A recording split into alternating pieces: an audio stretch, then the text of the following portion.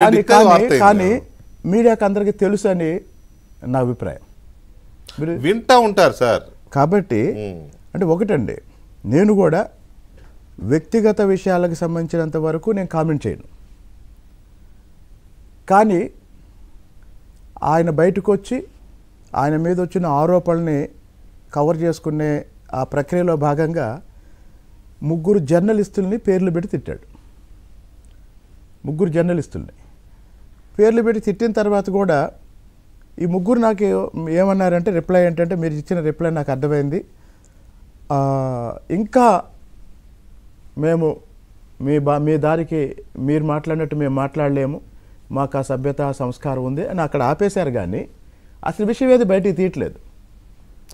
అంటే బయటికి తీయటం మొదలు పెడితే మీకు విశాఖ తీరంలో వాళ్ళ అవినీతి గురించి, వాళ్ళ అరాచకాల గురించి, భూముల గురించి, ఇతర ఆర్థిక అంశాల గురించి ఎన్ని ఉన్నాయో ఇవి కూడా అన్ని వస్తాయి.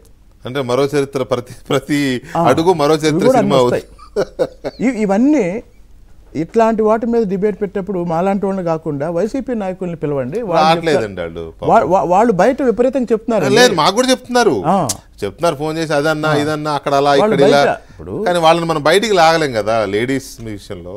లేడీస్ కాదండి ఇక్కడ నేను, అందుకే నేను వ్యక్తిగతంగా ఒక కామెంట్ కూడా చేయాలి. నేను చెప్పేది ఏంటంటే, ఇలాంటి వాళ్ళు ఇప్పుడు అన్నిటికీ మించి నేను ఈరోజు యాక్చువల్గా ఈ డిబేట్కి రావడానికి కూడా కారణం ఏంటంటే,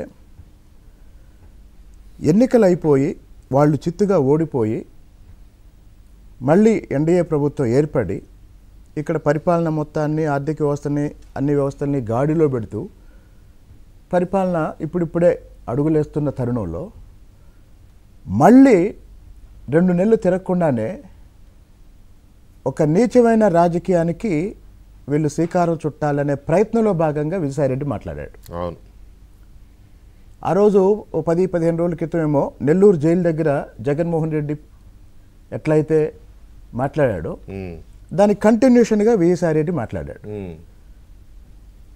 అయితే వీళ్ళ ధైర్యం ఏంటంటే, వాళ్ళలాగా ఇప్పుడున్న ప్రభుత్వం అరాచకంగా అరెస్టులు చేయదు, లేకపోతే చట్టాన్ని కూడా పక్కన పెట్టి పనిచేయదు అనేది వాళ్ళ ధైర్యం అండి. సో ఇప్పుడు నిజంగా ఆంధ్రప్రదేశ్లో ప్రజలు తీర్పు ఇచ్చిన తర్వాత, ప్రజాప్రభుత్వం ఏర్పాటిన తర్వాత కూడా వీళ్ళెంత చెలరేగిపోవటానికి కారణం ఏంటంటే, వీళ్ళు